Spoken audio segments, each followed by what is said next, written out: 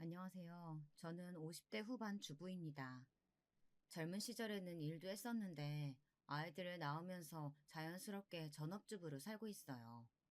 물론 남편은 일을 계속하라고 했지만 아시는 분들은 아시겠지만 아이를 둘이나 키우면서 직장 생활을 하는 건 여간 힘든 일이 아니라서요. 저희 집은 딸이 둘이 있습니다. 큰아이는 시집가서 손자도 있고요.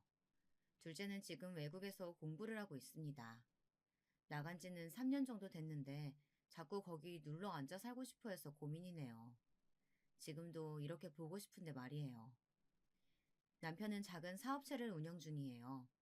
막 엄청나게 돈을 많이 벌지는 않지만 딸아이 유학 보내주고 시집 갈 때 넉넉하게 보태줄 수 있을 정도는 되는, 그러니까 조금 부유한 중산층 정도 되겠네요.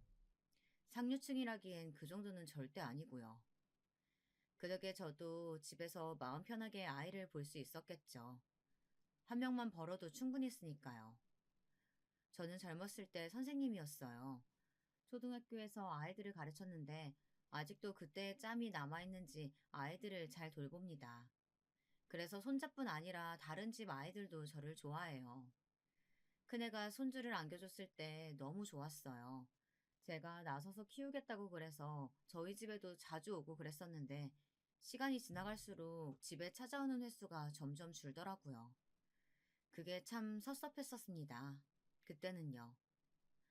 손주는 이제 4살이 됩니다. 말이 다른 아이들보다 좀 느린 게 영 걱정이었는데 큰딸 말로는 검사를 다 해봐도 별 문제는 없다고 그랬다더군요. 큰딸은 둘째 딸 못지않게 공부를 잘했어요. 근데 겁도 많고 걱정도 많은 성격이라 유학 가보고 싶으면 가봐도 된다는 제 권유도 거절했었습니다. 모르는 세상이 너무 무섭다고요. 둘째는 나가지 못해서 난리였는데 말이죠. 참 성격이 정반대인 자매예요. 키울 때도 그랬어요. 첫째는 뭐든 조용조용, 조심조심, 세심하고 섬세한 편이었고, 둘째는 뭘 해도 덤벙거리고, 다쳐서 들어오고, 목소리도 크고, 언니가 어디서 맞고 오면 동네를 다 뒤져서 자기 언니 때렸다는 아이를 찾아 몇 배로 때려주고 오는 그런 아이였어요. 큰딸은 대학을 졸업하고 나름 이름 있는 대기업에 취직을 했어요. 그리고 거기서 만난 직장 동료랑 2년 정도 연애를 하고 결혼을 했습니다. 26, 결혼을 하기엔 요즘 같은 세상엔 참 빠른 나이인데 어렸을 때부터 빨리 엄마가 되고 싶다는 말을 워낙 달고 살았던 아이라 크게 놀라지는 않았어요. 진짜 빨리 할 것 같았거든요. 그때 둘째가 23이었는데 언니 왜 이렇게 빨리 시집 가냐고 엉엉 울었던 기억이 있네요. 각설하고 사위는 그냥 평범한 사람이었어요. 딸이랑 같이 좋은 대학을 나와서 좋은 회사에 취직한 사돈댁이 지방에서 농사를 크게 하시는데 사돈 어르신은 보기에는 덩치도 크고 험악하게 생기셨는데 그래도 참 성격이 호탕하신 분이라 며느리인 저희 딸을 참 이뻐라 하십니다. 때마다 농작물 같은 걸 저희 집에도 보내주셨고요. 상견례 날 만난 사돈어른들 모습을 보고 사위도 괜찮은 사람이겠구나 했어요. 그만큼 어르신들이 참 좋아 보였거든요. 그렇게 제 딸은 일찍 결혼했고 바로 그 다음에 아이를 낳았어요. 친구들 중에서 제가 할머니가 제일 일찍 됐는데 친구들은 좀 놀렸지만 사실 저는 좋았습니다. 아이를 좋아하거든요. 그래서 매주 저희 집으로 아이를 데리고 왔어요. 둘이 데이트를 하는 날에도 아이를 맡기고 가면 봐주기도 하고 딸아이가 체력적으로 좀 힘들다고 하면 며칠씩 저희 집에 아이를 두고 가기도 했습니다. 사실 지들이 봐도 제가 아이를 잘 보니까 그런 거였겠죠. 저에게 맡기고 여행이라도 며칠 다녀오는 날엔 그렇게 행복할 수가 없었습니다. 남편이 오죽하면 애 보면서 이렇게 좋아하는 사람은 당신밖에 없을 거라는 이야기를 몇 번이고 했을 정도니까요. 저는 그만큼 손주가 좋았어요. 너무 예뻤고요. 근데 아이가 어느 정도 크고 사위가 회사 일이 바빠지면서 저희 집에 오는 날이 점점 줄어들기 시작했어요. 그래서 아이를 보려면 제가 먼저 보고 싶다고 연락을 하거나 연락을 해도 오지 않으면 제가 아이를 보러 간 적도 있습니다. 그렇다고 둘째에게 말했더니 둘째가 그러더라고요. 엄마, 그거 되게 눈치 없는 걸 수도 있어. 뭐가? 내가 왜 눈치가 없어? 형부가 싫어할 수도 있다는 말이야. 한 번도 생각해 본 적 없는데, 둘째의 말을 듣고 친구들에게 말해보니 친구들도 다들 저보고 눈치가 없다더군요. 시어머니가 그런 식으로 찾아오면 너 좋아? 하면서요. 생각해보니 저야 뭐 애 보고 싶다고 가는 거지만 사위 입장에서는 집에 어른이 있으면 불편하긴 할 것 같더라고요. 그래서 그 이야기를 들은 이후로는 찾아가지 않았습니다. 저는 아이가 보고 싶다는 이유이긴 하지만 사위 입장에서는 그래도 장모님인데 제가 아무리 편하게 해준다고 한들 신경이 안 쓰일 수 없겠다 싶었거든요. 아이가 보고 싶어도 정말 꾹 참았어요. 며칠에 한 번 딸아이가 해주는 영상통화로 보고 싶은 마음을 달래가며 견뎠습니다. 그러던 어느 날이었어요. 사위에게 전화가 왔습니다. 어머님, 이번 주 주말에 시간 있으세요? 왜? 무슨 일인가? 주말에 저희 집에 와서 하율이 좀 봐주세요. 집사람이 몸이 안 좋은데 제가 주말에 출장 일정이 잡혀서. 정말 너무 반가운 부탁이었어요. 물론 딸아이가 걱정되긴 했습니다.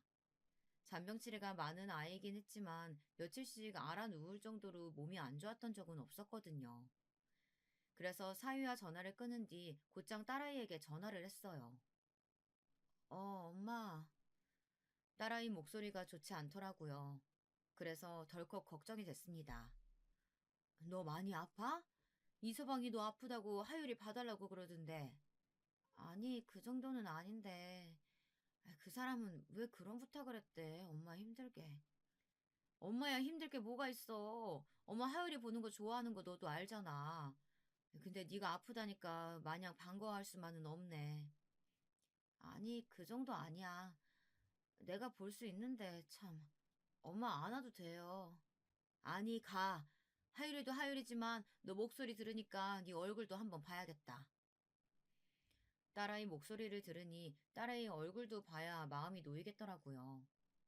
물론 딸아이가 걱정되긴 했지만 하율이를 볼 생각에 반가운 마음도 들었습니다. 그래서 제가 어딘가 기분이 좋아 보였나 봐요. 남편이 묻더군요. 뭐 좋은 일 있어? 주말에 나 아영이 집에서 자고 와요. 하율이 봐달래. 그게 그렇게 좋아?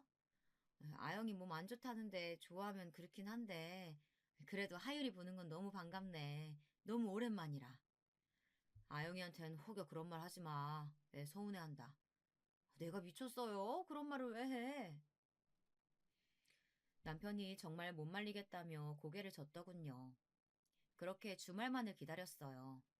그리고 대망의 주말. 아침에 눈 뜨자마자 그동안 하율이를 생각하며 하나둘 사둔 장난감과 옷들을 챙겨 집을 나섰습니다. 빨리 오셨네요. 사위가 웃으며 나오더군요.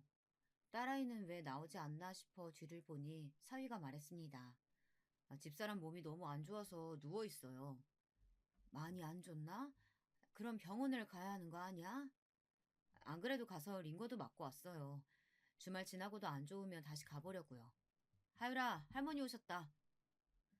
그 말에 저 멀리서 방문이 열리고 하율이가 다다다 달려오더군요. 잘 나오지 않는 말로 제게 말을 걸었습니다. 할머니, 할머니! 하면서 말이에요. 그 모습이 너무 예뻐서 번쩍 들어하나 뽀뽀를 했습니다. 사위가 그 모습을 보고 있더니 꾸벅 고개를 숙이더라고요. 감사하고 죄송해요. 저는 지금 나가봐야 해서요. 가볼게요. 나 하율이 보는 거 좋아하는 거 알지 않나. 안 죄송해도 돼. 그리고 나가는 사위를 향해 인사를 했습니다.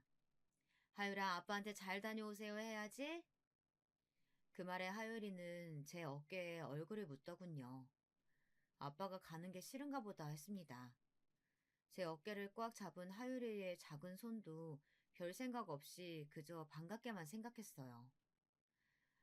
사위가 나가고 하율이를 안고 큰애가 잠들어 있는 방문을 조심스럽게 열고 들어가 누워있는 아이의 뒷모습을 봤습니다. 아이는 이불을 꽁꽁 둘러싸매고 자고 있더군요. 가서 어디가 아픈지 물어보고 싶었지만 괜히 아픈 아이 자는 거 깨우는 게 더 좋지 않을 것 같아서 그냥 푹 자게 뒀어요. 그렇게 잠든 아이의 뒤통수만 보고 나와서 하율이랑 놀았습니다. 오랜만에 봐서 낯을 가리면 어쩌나, 날 알아보지 못하면 어쩌나 싶었는데 다행히 그러지는 않더라고요. 한참을 저와 놀던 하율이가 지쳤는지 잠든 후 시간을 확인했더니 4시가 넘었더라고요. 시간이 이렇게나 많이 흘렀을 줄 몰랐는데 아직 방 안에 아무 기척도 없는 딸아이가 걱정이 많이 되었습니다. 얼마나 아프면 아침도 점심도 먹지 않고 저렇게 죽은 듯이 누워서 잠만 자나 싶어서요. 딸아이가 잠들어 있는 방으로 조심스럽게 가서 아이를 살짝 흔들었어요. 살짝 흔들었는데도 아이는 아픈지 신음소리를 내더라고요. 순간 더 자게 내버려 둬야 하나 싶었지만 하루 종일 아무것도 먹지 않으면 다음날 더 고생할 것 같아서 그냥 깨우기로 했습니다. 정말 많이 아픈지 얼굴도 목소리도 기력이 하나도 없어 보이더라고요. 뭐라도 먹여야겠다 싶어서 얼른 나와서 뭐가 있는지 확인 후에 있는 재료들로 죽을 만들었습니다. 감기나 몸살이 오면 목부터 붓는 아이라 넘기는 게 힘들 것 같아서요. 아영아, 나와서 죽 먹고 약 먹고 다시 자, 응? 나 진짜 괜찮아. 엄마가 안 괜찮아. 얼른 나와, 알겠지?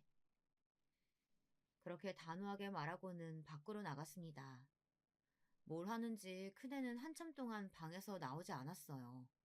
그래서 다시 뭘 하나 들어가려고 방으로 발걸음을 옮기는 순간 딸아이가 나왔습니다. 긴 팔에 가디건을 온몸에 꽁꽁 싸매고선 말이죠. 그 모습에 마음이 아팠어요. 저렇게 많이 아픈데 손자본다는 생각에 들떠서 신경을 못 써준 것 같아서 말이죠. 미안한 마음에 인상을 쓰고 물었습니다. 많이 추워? 좀 춥네. 여름이 다 되어가는 날씨였어요. 그러고 보니 방 안에서도 두꺼운 겨울 이불을 덮고 있었던 것 같아서 정말 많이 아픈가 보다 했습니다. 그제야 딸아이를 자세히 살펴보니 온몸에 힘도 없는 것 같고 평소에 그 반짝이던 피부도 푸석푸석 하더라고요.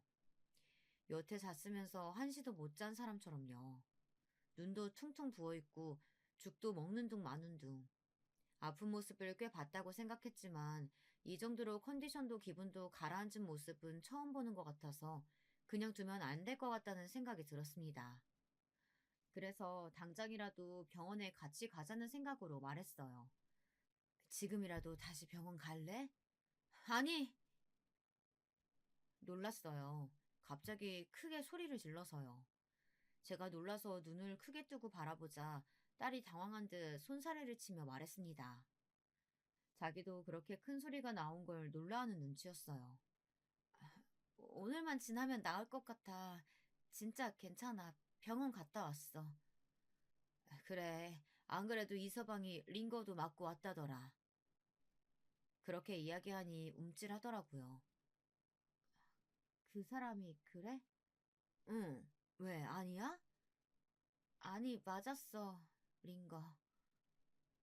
어딘가 찝찝함이 남는 대화였어요. 딸은 마지막엔 죽을 마시듯 먹더니 얼른 다시 방으로 들어가더라고요.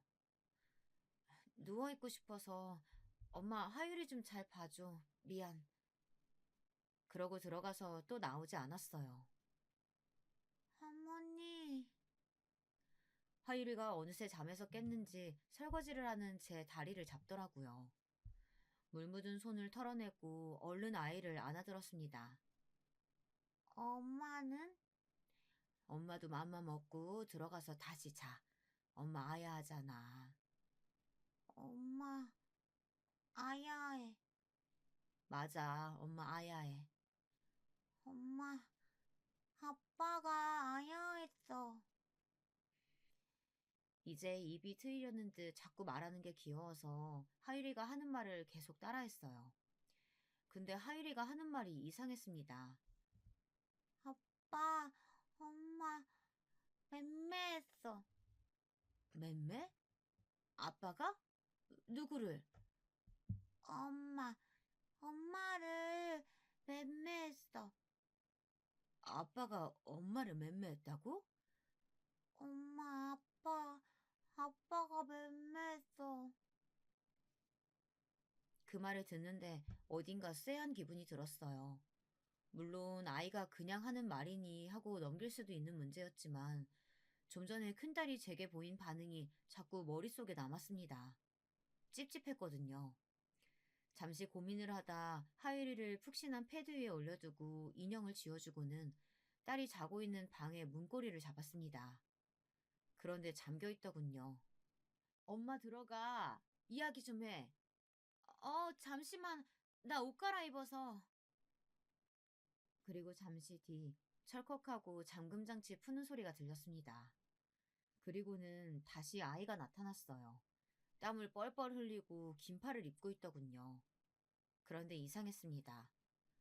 여기 누가 있다고 옷 갈아입는데 문을 잠궈? 제 말에 딸아이가 움찔하더군요. 그러면서 하는 변명이 더 말이 안 됐습니다. 습관이라 그래, 그냥. 그렇게 말하는 딸아이의 눈동자가 흔들렸어요. 직감적으로 알 수 있었습니다. 무슨 일이 있긴 있다는 사실을 말이죠. 하유리가 그러던데 아빠가 엄마 맴매한다고. 그래서 엄마가 지금 아야 하는 거라고. 하유리가? 딸아이가 엄청 놀란 듯 눈을 동그랗게 뜨더라고요. 그리고 인상을 찌푸리더니 금방 제 눈치를 보며 어색하게 웃었습니다. 아, 요즘 어디서 들었는지 이런저런 말을 많이 해. 입이 트이긴 하나 봐. 맴매도 어디서 들었나 보다. 그렇게 말하며 자신의 긴팔티를 자꾸 끌어서 뭔가를 가리려고 하더라고요. 그래서 딸아이의 손목을 확 잡았습니다. 아이가 아픈지 인상을 팍 쓰더라고요. 알았습니다. 맞았다는 사실을 말이죠. 너, 옷 벗어봐. 아니라니까. 진짜 아니야, 엄마. 아니면 못 벗을 이유가 뭐야? 엄마한테 몸 보여주기 싫은 것도 아닐 테고. 얼른 엄마 진짜 화내기 전에 벗어. 진짜 아니라니까. 아빠 부를까? 엄마 성격에 이대로 집에 못 가는 거 알지? 아빠 부를까 하는 그 말에 딸아이가 한숨을 쉬더라고요. 그리고 어쩔 수 없다는 듯 조심조심 옷을 벗었습니다. 저는 그 자리에 멈춰서 아무것도 할 수 없었어요. 정말 누가 제 머리를 망치로 한 대 치고 간 것 같았습니다. 어떤 말도 어떤 생각도 할 겨를도 없이 그 처참한 광경을 보고만 서 있었어요. 이내 손이 덜덜 떨려오고 눈물이 고였습니다. 딸아이의 몸은 성한 곳이 단 한 곳도 없었어요. 온몸에 피멍 같은 멍이 들어 있었습니다. 그것도 색이 다 달랐어요. 오래돼 보이는 멍도 있었고요. 정말 눈물이 후두둑 떨어졌어요. 이게 무슨 이서방이 한 짓이니 정말? 제 그 물음에 딸아이가 고개를 숙이고 울기 시작하더군요. 벌벌 떨려오는 손으로 딸아이 몸 전체를 제대로 만지지도 못하고 쓸었어요. 그리고는 다리에 힘이 풀려 풀썩 주저앉았습니다. 제 그 모습에 딸아이가 울면서 저에게 다가오더군요. 엄마, 너 이럴 때까지 왜 말 안 했어? 어? 왜? 하면서 버릇처럼 들었던 팔을 아이의 멍이 가득한 팔을 보고 내려놨습니다. 그리고 엉엉 울었어요. 얼마나 울었을까. 정신을 차리고 물었습니다. 분노를 억지로 정말 억지로 가라앉혔어요. 당장이라도 그 새끼를 죽이러 가고 싶었지만 말이에요. 거짓말하면 엄마 진짜 화낼 거니까 사실대로 말해. 언제부터야? 딸이 아무 말도 하지 않고 입술을 깨물더군요. 그래서 소리쳤습니다. 말 안 해? 하율이 낳고 나서 처음에는 이 정도는 아니었는데 점점 심해졌어요. 왜 말 안 했어? 어? 처음에는 손대고 나면 진짜 자기가 미쳤었다면서 싹싹 빌었거든. 나는 그걸 바보같이 믿었고. 그리고 요즘은 차마 말할 용기가 안 났어. 엄마가 얼마나 속상해할지 아니까. 그렇다고 이걸 참고 살아. 이 미련한 거사. 하면서 오열했습니다. 4년. 4년을 이렇게 지옥 같은 곳에서 악마 같은 새끼랑 살았다고 생각하니 온몸이 고통으로 찢어지는 것 같았어요. 그러다 번뜩 정신이 들었습니다. 나라도 정신을 똑바로 붙잡고 있어야 한다고 말이죠.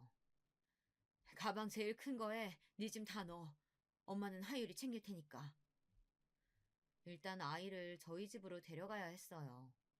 그래서 아이에게 짐을 챙기게 한 뒤 하율이 짐은 제가 챙겨서 인형을 들고 꾸벅꾸벅 졸고 있는 아이를 안아들고 저희 집으로 향했습니다.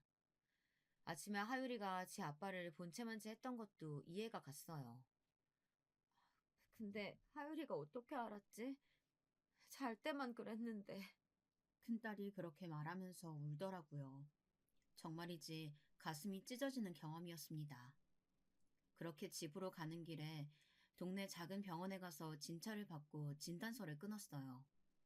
당장이라도 경찰에 신고하라는 의사 선생님의 말에 다 준비해서 할 테니 일단 모른 척 해달라고 부탁했습니다. 선생님은 최대한 상세하게 진단서를 써주셨어요. 사진도 엄청 찍었고요. 딸아이는 언젠가 필요할지도 모른다고 생각하며 그동안 모아둔 자료가 있다고 했습니다. 하지만 저에게는 보여줄 수 없다더군요. 일단 알겠다고 했어요. 딸아이는 당분간 아빠에겐 말하지 말자고 했지만 저는 안 된다고 했습니다. 아빠도 아셔야 한다고. 언젠가 아실 일인데 나중에 아시면 더 화내실 거라고요. 집으로 들어가 왜 애들을 데리고 왔는지, 큰 가방은 뭔지, 영문을 몰라 하는 남편에게 조용히 하라고 한 뒤 자는 하율이를 안방에 눕히고 나왔어요. 그리고 상황을 다 설명했습니다. 이 개자식, 어딨어?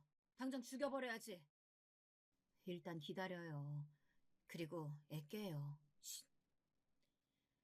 남편은 제 말에도 분노가 가라앉지 않는 듯 앉았다 일어났다를 반복했어요. 어찌해야 할지 몰랐던 그 감정이 아까 저도 느꼈던 거라 공감이 됐습니다. 일단 남편을 설득하고 사위가 없는 2박 3일 동안 어떻게 하면 좋을지 완벽하게 계획을 세워야 했어요. 정말 제 모든 걸 걸고 그 자식의 인생을 부셔버리겠다고 다짐을 했습니다. 남편이 사업을 하면서 알게 된 변호사분에게 늦은 시간에 전화해 이쪽 방면으로 가장 일을 잘하신다는 분을 추천받았어요. 그리고는 신뢰를 무릅쓰고 부탁해 다음 날 바로 만났습니다. 큰딸은 저에게 보지 말라는 말을 10번도 넘게 하고서는 그동안 모아온 것들을 그 변호사에게 보여줬어요. 딸아이가 모아온 자료들을 보는 변호사의 표정이 급격하게 어두워져 갔습니다. 가정폭력 중에서도 강도가 센 편이고 자료도 많네요. 이건 녹취록인가요? 변호사가 박스 안에 있던 USB를 들어올리며 묻자 딸이 고개를 끄덕이더군요. 승소하는 데에는 문제가 없어 보이고요. 양육권도 물론 100% 가져올 수 있을 것 같고요. 이 정도면 접근 금지도 가능하고 이제 문제는 위자료를 얼마를 청구할지예요. 제가 며칠 자료를 좀 더 보고 판례를 뒤져본 다음에 금액 최대치로 뽑아볼게요. 그렇게 상담을 마치고 돌아오는 길에 아이가 울더라고요. 어딘가 후련해 보이는 듯 했습니다. 그런 아이의 어깨에 손을 살짝 올리고 같이 울었어요. 남편은 대충 상황 설명을 들었는지 집에서 기다리고 있다가 큰딸을 보자마자 안아줬습니다. 그렇게 저희의 그 개자식을 향한 복수가 시작됐습니다. 다음 날 사위가 집으로 왔는데 애들이 없으니 딸에게 전화를 했어요. 딸아이가 전화를 받지 않자 그리고 남편에게까지 전화를 했습니다. 모두가 받지 않으니까 뭔가 상황을 짐작한 듯 몇 시간 동안 잠잠했어요. 그리고는 딸아이의 휴대폰으로 문자가 한 통 왔습니다. 내가 미안하다고 싹싹 빌었잖아. 이렇게 나갔어야 했어? 장모님이랑 장인어른한테는 절대 말 못한다더니 결국 다 한 거야? 나 화났어, 여보. 나 화내기 전에 하율이 데리고 들어와. 그 문자를 보자마자 분을 참지 못하고 사위에게 바로 전화를 걸었어요. 신호가 얼마간 가고 전화를 받더라고요. 장모님. 아영이 오늘부터 그 집에 안 들어가네. 그러니 찾지 말고 소송장 기다려. 그게 아니고요. 아니긴 뭐가 아니야. 애 아빠가 칼 들고 찾아가겠다는 거 겨우 말렸으니까 우리 앞에 얼굴 들이밀 생각하지 말고 얌전히 소송장이나 기다려. 알겠어? 그리고 전화를 끊었습니다. 그리고 한동안은 연락이 없었습니다. 그런데 딸아이에게는 계속 연락을 한 모양이더라고요. 어느 날은 딸에게 온 전화를 제가 보고 받았습니다. 그 전에 통화 녹음 버튼을 눌렀어요. 씨발, 내가 잘못했다고 했잖아. 야, 이누나, 너 진짜 죽고 싶어? 어? 하율이 내가 니년 키우게 그냥 둘 것 같아? 하율이 엄마 노릇 계속 하고 싶으면 당장 애 데리고 집으로 돌아와. 진짜 나 돌아버리는 걸 보고 싶지 않으면. 이를 악물고 듣고만 있었어요. 어디까지 하나 보려고 말이죠. 그랬더니 점점 더 하더군요. 이제 내 말에는 대꾸도 안 하기로 했냐? 나 같은 놈은 상대하기도 싫다 이거야? 진짜 무서운 게 뭔지 보여줘. 내가 네 엄마 아빠 가만둘 거 같냐? 어? 가족들 인생까지 종치게 만들고 싶지 않으면 당장 들어서 죄송하다고 무릎 꿇고 싹싹 빌어. 너 하나만 입 다물고 있으면 모두가 행복한데 왜 이 사단을 만들어 멍청한 년아. 원래는 어디까지 하나 끝까지 들을 생각이었지만 정말 도저히 들어줄 수가 없어서 입을 열었습니다. 날쌔. 사위는 전화를 받은 게 저라는 사실을 알자마자 아무 말도 없더군요. 잠시 정적이 흘렀습니다. 아영이는요? 이제 변명도 안 할 모양이더라고요. 하긴 그런 말을 한 걸 제가 다 들었다고 생각하면 뭐 변명할 게 있겠어요. 이제 아영이는 자네 연락 아예 안 받을 거야. 아영이 바꿔주세요. 왜? 방금 했던 말 그대로 아영이한테 하게? 그 말에 또 입을 다물더군요. 방금 자네가 한 말 그대로 녹음됐으니까 앞으로는 말 가려서 해. 아, 씨발. 녹음했다는 말에 나지막히 욕을 내뱉고는 바로 끊더군요. 아무래도 무섭긴 무서웠나 보죠. 그렇게 며칠이 또 지나고 소송이 시작됐어요. 집으로 서류가 날아간 것 같더라고요. 사위가 집 앞에 무릎을 꿇고 있었습니다. 다시는 이런 일 없도록 하겠습니다. 정말 죄송해요. 이미 몇 번이고 무릎 꿇고 그런 말 했었다고 들었네. 소용없으니까 가봐. 내가 내 딸이 몇 년간 맞아온 걸 알았는데 그 지옥 같은 집에 다시 보낼 거라고 생각하나? 죽어도 그런 일이 일어나지 않으니까 진짜 죄송한 마음 하나라도 있거든 순순히 다 인정하고 처벌 받을 건 받아. 남편은 정말 사위를 보면 죽여버리고 싶을 것 같다고 집 안에서 나오지 않았어요. 사실 딸이 무슨 일이 일어날지 모른다며 지 아빠를 붙잡고 있었던 것도 있고요. 제가 그렇게 말하니 사위가 벌떡 일어나더군요. 그리고 표정이 험악해졌습니다. 진짜 이러실 거예요? 에? 자네 아직도 상황 파악이 안 되나? 아영이랑 하율이는 절대 그 집으로 다시 돌아가지 않아. 그리고 자네가 이럴수록 자네한테 불리한 건 알지? 씨발 진짜 딸 이혼녀 만들면 퍽이나 좋으시겠어요. 네? 그 말을 듣고도 기가 차더군요. 요즘 같은 시대에 그게 무슨 흠이라고 그딴 걸로 협박을 생각할 수 있는지 말이에요. 제가 기가 막히다는 듯 헛웃음을 지으며 대답했습니다. 요즘 세상에 그건 흠도 아니지만 설사 그렇다 하더라도 맞고 사는 것보단 천만 배 나으니까 돌아가. 그런 거 안 통해. 자네 안 가면 경찰 부르겠네. 경찰? 불러. 집안 싸움이라고 하면 돼. 그러면 돌아가는 거 몰라? 왜? 그전에는 그랬나 보지? 그럼 자네 아버지한테 연락하는 건 어떻나? 그 말에 사위가 눈에 띄게 움찔하더군요. 사돈댁 어르신을 사위가 굉장히 무서워한다고 딸에게 전해 들었던 적이 있습니다. 워낙 엄하고 무서운 신 분이라는 이야기를 많이 들어서 인사 갈 때 무서웠는데 자기한테는 다정하시다고요. 아마 추측컨대 자기 아들 성향을 알아서 그렇게 무섭게 군 걸 수도 있겠더군요. 당장 전화해서 다 알려드려? 당신 아들이 4년 동안 우리 딸을 이렇게 때렸다고. 가만두지 않겠다고. 제 그 말에 사위가 짜증을 내며 돌아서더군요. 그날 밤 생각했습니다. 이대로 소송만으로 끝내기엔 너무 분하다고 말이죠. 아직도 선명한 딸의 온몸에 있는 멍자국과 누가 옆에서 손만 들어도 움찔거리는 모습을 볼 때마다 눈물이 날 것 같았습니다. 하지만 벽보를 붙인다든지 시위를 하는 건 나중에 있을 재판에서 저희가 불리할 수도 있다는 이야기를 들었어요. 그래서 남편에게 부탁해 사위의 회사 사람 하나를 소개받았습니다.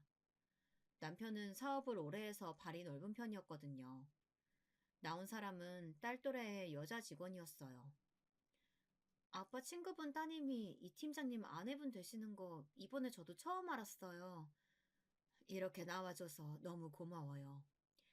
아빠가 나가서 이야기를 좀 들어보라고 하시긴 하셨는데, 제가 진짜 무슨 영문인지 하나도 모르고 나와서요. 남편 친구의 딸이 그 회사를 다니더라고요. 남편이 친구에게 저희 집 이야기를 했고, 남편의 친구는 그런 쓰레기가 다니는 회사에 내 딸을 다니게 할 수 없다며 따님분을 제게 소개시켜 주셨습니다. 제가 사진 몇 장을 내밀었어요. 이게 다 뭐예요? 딸의 사진을 보고 정말 경악하더군요. 그래서 그간의 사정을 말했습니다. 이 팀장님이 이런 분이셨다고요? 회사에서는 너무 나이스하셔서 한 번도 생각해 본 적 없는데, 사람 겉만 보고는 절대 모른다더니. 제가 보여주는 것들을 보면 볼수록 분노하는 게 느껴졌습니다. 그리고는 뭘 도와주면 되냐고 뭐든 도와주겠다고 하더군요. 그냥 이 팀장이 부인을 때려서 전치 5주가 나왔다더라. 그래서 지금 이혼 소송 중이라던데 이런 소문만 좀 퍼뜨려줘요. 아빠한테 들었다면서. 그거야 너무 쉬운 일이긴 한데 그 정도로 괜찮으시겠어요? 원래 이런 소문은 금방 퍼지잖아요. 회사 전체가 자기한테 손가락질하는 걸 한번 겪어봐야 돼요, 그 자식은. 그래서 자기가 얼마나 손가락 받을 일을 한 건지 아주 확실하게 깨닫게 해줄 거예요. 남편 친구 딸은 고개를 끄덕이며 공감해 줬습니다. 그리고 바로 다음 날부터 회사에서 동료들에게 이야기를 하고 다닌 모양이더라고요. 회사 전체에 정말 하루 이틀 만에 소문이 다 퍼졌다고 남편을 통해 전해 들었어요. 평소에 그런 이미지가 아닌 사람이라 그런지 회사 내에서도 다들 엄청 충격받아 한다고들 하더라고요. 그리고 얼마 뒤에 회사 내부에서 그 사실이 진짜인지 아닌지 남편을 불러다가 물어본 모양이더라고요. 아마 진짜라고 했겠죠. 거짓말을 했다가 나중에 진짜임이 밝혀지면 더 큰일이 나니까요. 사위는 휴직계를 내고 회사를 쉬게 됐다는 이야기를 들었습니다. 아마 말이 휴직계고 이렇게 자연스럽게 정리해고 되는 걸 거라는 이야기를 남편의 친구에게 전해 들었어요. 제가 소문을 낸 거라는 사실은 모르는 것 같더라고요. 네네, 그 일 관련해서는 조용했던 걸 보면 말이죠. 하지만 저는 여기서 끝날 생각이 없었습니다. 때마다 보내주시는 사돈네의 농작물을 받고 사돈네에게 전화를 했어요. 이제 그만 보내주셔도 된다고 말이죠. 그랬더니 사돈이 왜 그러냐고 물어서 애들 이혼 진행 중인 거 모르셨냐라고 대답했습니다. 아직 말하지 않은 것 같더라고요. 사위가 바로 득달같이 저를 찾아왔습니다. 아버지께 말하셨어요? 늘 보내시는 채소들을 올해도 보내셨길래 이제 안 보내주셔도 된다 했더니 왜 그러시냐 물어서 애들 이혼 절차 진행 중인 거 모르셨냐. 이렇게 말한 게 다네. 왜? 내가 구체적으로 말해드릴 걸 그랬나? 그냥 연락을 마시지. 왜 연락을 하셨어요? 어차피 알게 될 일 아닌가. 그리고 나는 자네 집에서 보낸 그 무엇도 이제 받고 싶지 않네. 자꾸 이런 일로 찾아오지 말게. 자네 얼굴 보는 것도 역겨우니까. 그러고는 자리에서 일어섰습니다. 사위가 뒤에서 욕하는 게 들리더라고요. 아마 심경이 복잡하겠죠. 회사도 잘려 필사적으로 숨기던 아버지까지 이제 이 사실을 알게 생겼으니 말입니다. 아니나 다를까 사돈댁에서 모든 사실을 다 알게 된 모양이더군요. 사돈댁에서 만나자는 연락이 왔습니다. 정말 죄송합니다. 면목이 없습니다. 어떻게 사죄의 말씀을 드려야 할지 모르겠네요.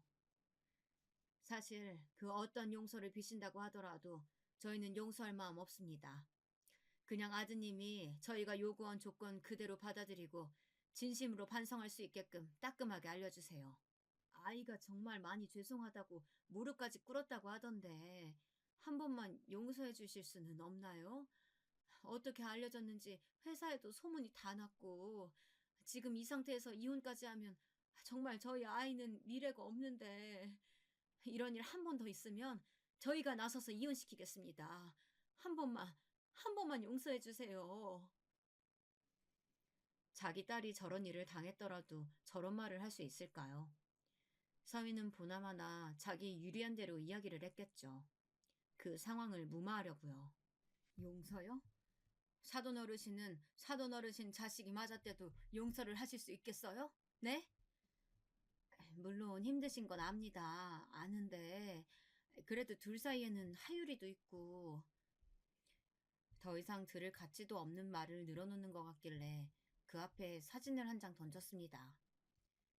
이걸 보고도 그런 말씀 하실 수 있는지 궁금하네요. 딸의 맞은 몸이었어요. 이걸 들고 다니면서 증거로 제출하고 보여줘야 하는 제 마음이 상상이나 가실지 모르겠네요. 제 딸이 이렇게 맞았습니다. 그 지옥 같은 집에 그 악마 같은 새끼랑 다시 살게 할 마음 단 하나도 없어요. 그러니까 그런 말도 안 되는 소리 하실 거면 돌아가세요. 그리고 다시는 찾아오지 마시고요. 아, 참고로 말씀드리면 이건 빙산의 일각에 불과합니다.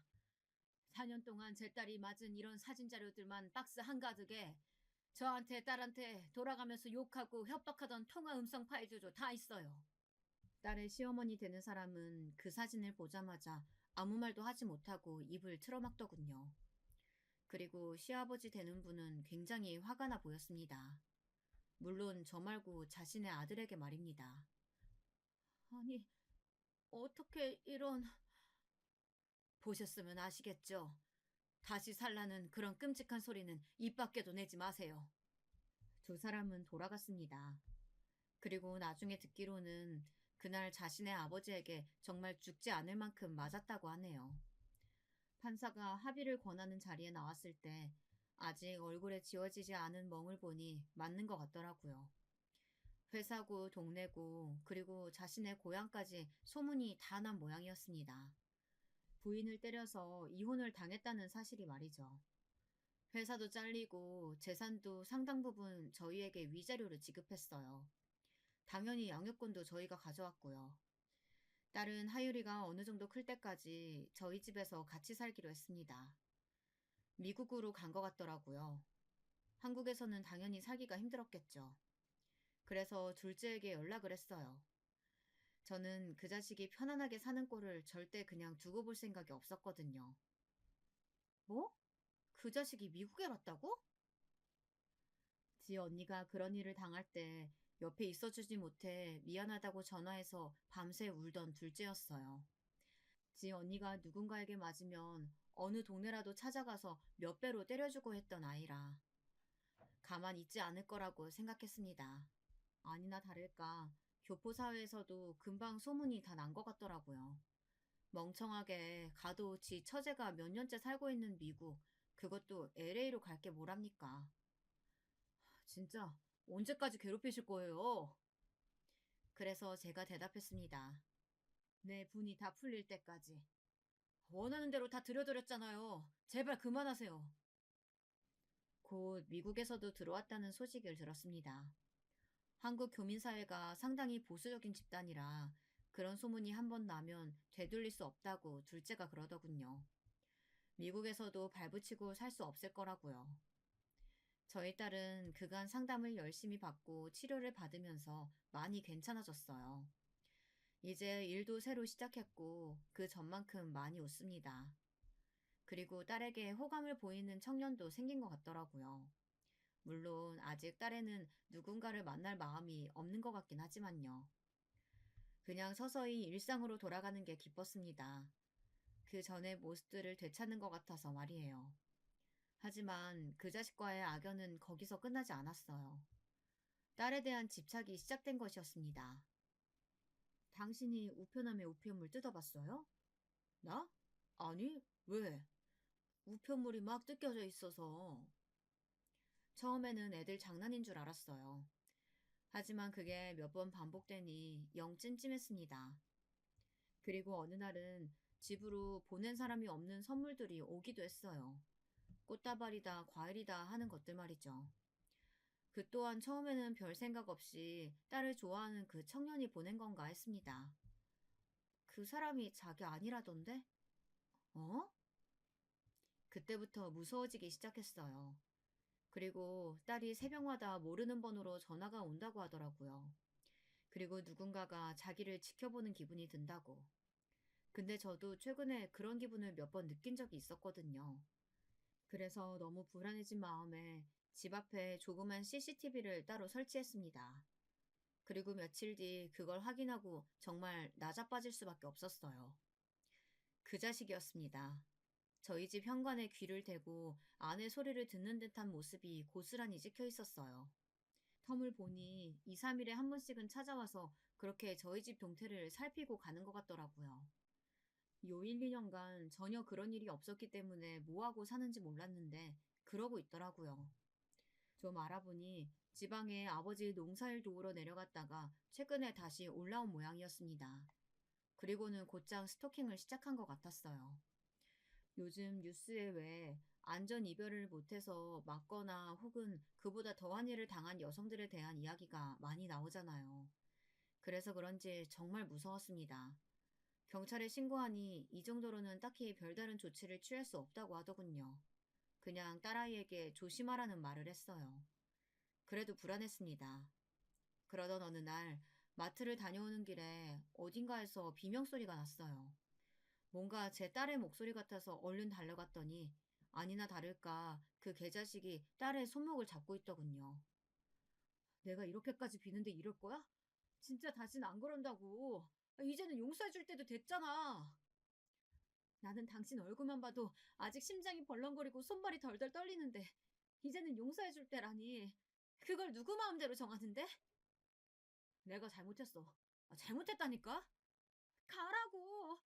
다시 찾아오지 마. 아, 씨발, 인연이. 그러고는 다시 제 벌을 개 못 준 듯 손을 들어 올리더라고요. 그 모습을 보고 제가 소리를 꽤 질렀습니다. 동네 사람들, 여기 남자가 여자 때려요.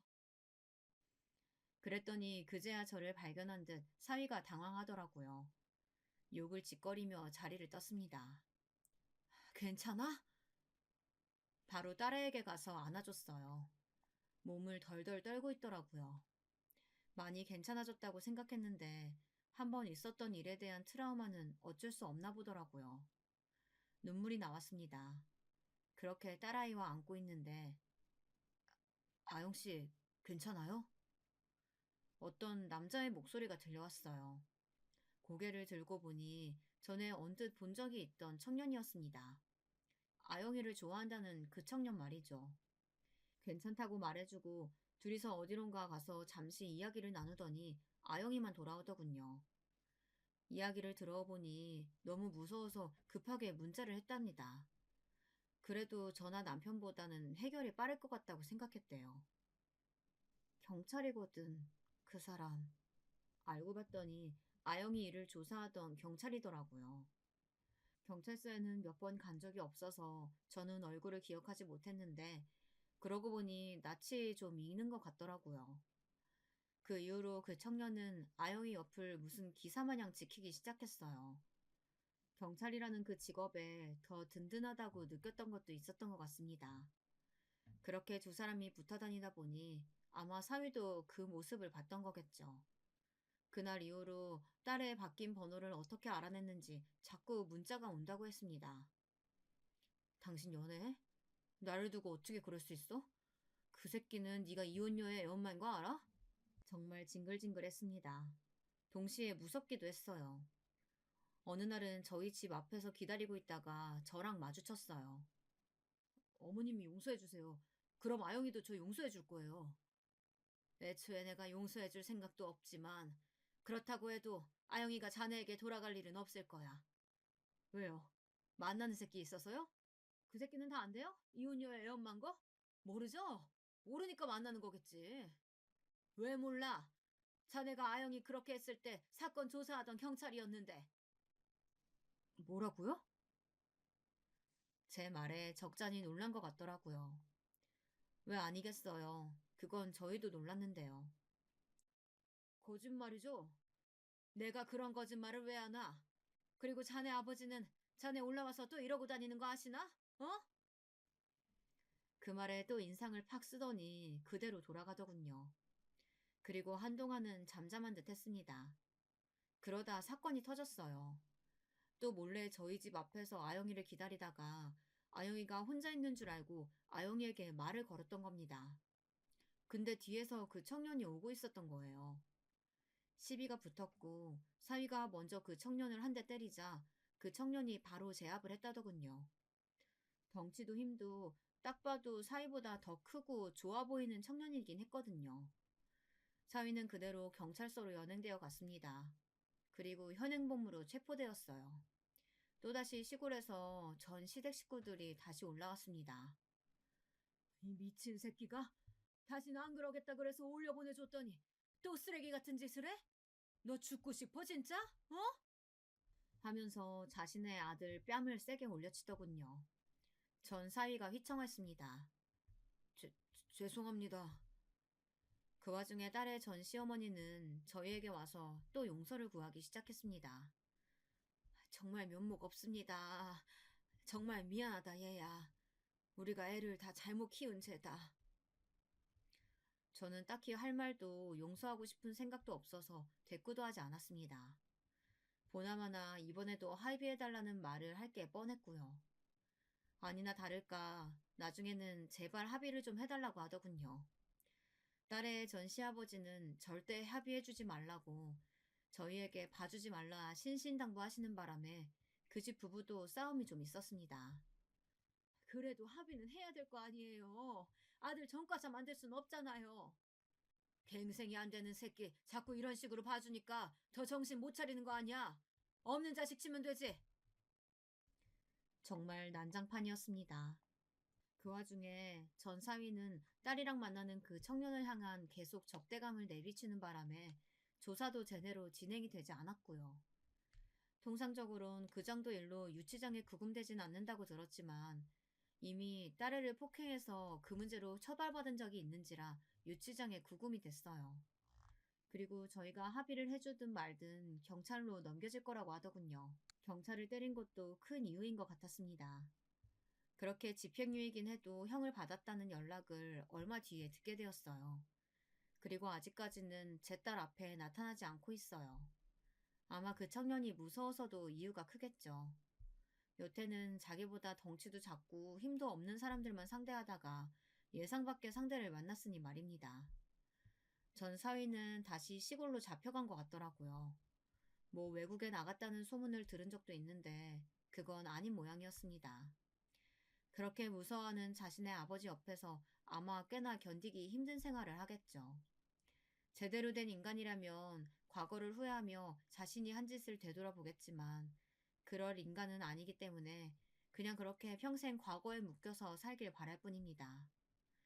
그러지 않기 위해 노력하는 저희 집 사람들과는 다르게 말이죠.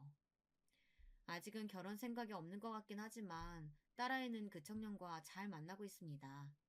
종종 저희 식구들과 밥도 먹고 그래요. 오랜만에 한국에 잠깐 들린 둘째가 그 청년을 보고 그러더군요. 사실 그전 그 새끼는 좀 쎄한 게 있었거든. 나는 저 사람은 좀 괜찮아 보이는 것 같아. 하율이 보는 눈도 다정하고. 그래도 딸아이는 선뜻 누군가와 다시 가정을 꾸리는 것에 대한 두려움이 있는 것 같더라고요. 충분히 이해했고 그 청년도 그래주는 것 같았습니다. 아, 우리 하율이 이야기를 좀 해야겠네요. 아마 아이가 말이 안 늘던 이유가 그 집에서 그 자식의 행태와도 관련이 있을 수도 있었을 것 같아요. 왜냐면 그 집을 나오고 자신의 아빠를 안 보기 시작하면서 아이의 말이 굉장히 빨리 늘었거든요.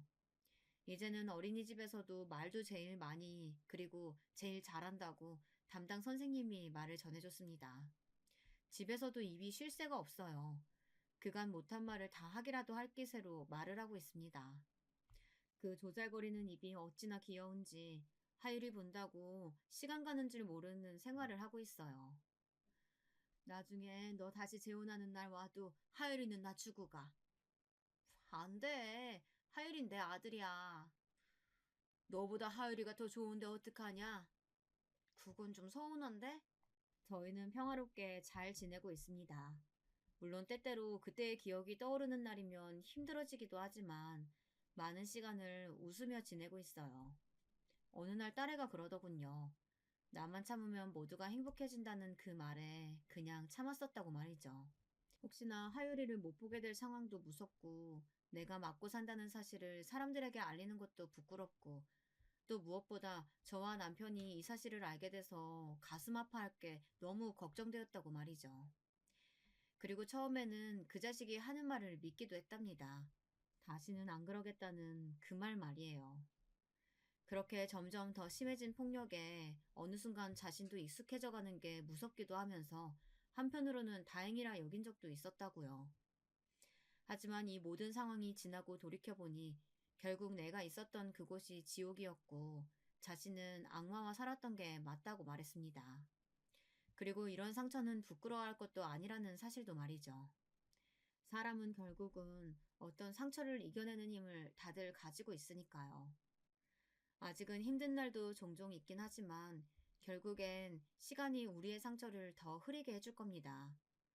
물론 흉은 남을지언정 말이에요. 저희는 그날을 위해 오늘도 최선을 다해 행복할 예정이에요.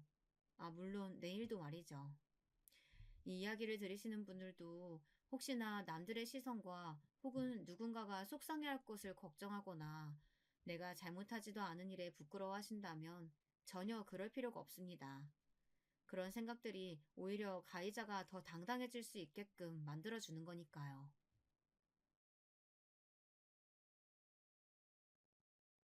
안녕하세요. 저는 얼마 전 파혼을 한 경험이 있는 이제 막 30살이 좀 넘은 여성입니다. 직업은 회사원이고 20평대 아파트에서 싱글 라이프를 즐기고 있어요. 오늘은 제가 어떻게 하다가 파혼을 결심하게 되었는지 그 기구한 사연을 여러분들에게 털어놓아 보려고 합니다. 인생 선배님들의 여러 사연을 듣다가 저도 누구에게도 편히 말하지 못한 이야기를 털어놓아 보고 싶어졌어요. 저는 경상도 지역 소도시에서 태어났습니다. 공무원이시던 아버지 슬하에서 빠듯하지만 엄격하게 교육받으며 자랐고 장녀인 제 밑으로는 동생이 2명 있습니다. 저는 학원을 많이 다닐 수는 없는 형편임에도 어릴 적부터 아버지가 가지고 계시던 책을 어깨 너머로 많이 읽기도 하고 도서관을 다니기도 해서 성적이 제법 좋았습니다. 다 어릴 적에 책을 많이 읽은 덕분인 것 같아요. 그래서 소위 제가 고등학생 때 말하는 인서울대학에부터 서울로 상경하게 되었습니다. 제 나이 20살, 인생에서 가장 꽃다운 나이였죠. 부모님은 다 큰 딸을 타지에 보내는 게 마음에는 걸리셨지만 그래도 서울에 좋은 대학을 간다는데 보내줘야지 하시며 학교에서 걸어서 5분 거리에 있는 원룸을 전세로 얻어주셨습니다. 그렇게 시작한 대학 생활은 재미있었어요. 사실은 제가 사투리를 쓰다 보니 애들이 나를 무시하면 어쩌나 겁도 나고 긴장도 됐었는데 신입생 OT 가기 전날 얼마나 걱정을 했는지 모르겠어요. 과연 내가 깍쟁이라는 서울 애들과 잘 지낼 수 있을까? 그런 걱정이 머릿속을 계속 맴돌았습니다.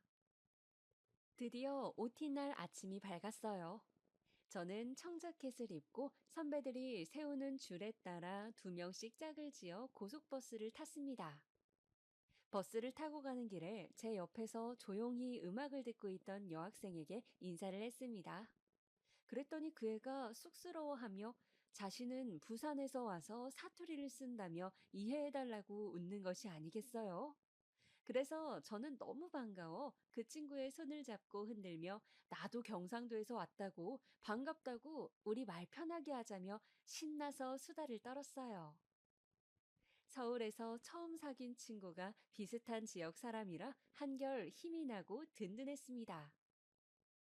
그렇게 저는 대학에서 절친이 생기고 그 친구와 서울 생활을 재밌게 보냈습니다. 뉴스에서만 보던 서울의 경복궁이나 창경궁 같은 궁도 산책하고 벤치에서 도시락을 까먹기도 하고 명동이다, 신촌이다, 가보고 싶었던 지역을 하루씩 날을 정해 가보며 구경을 실컷 하기도 했어요.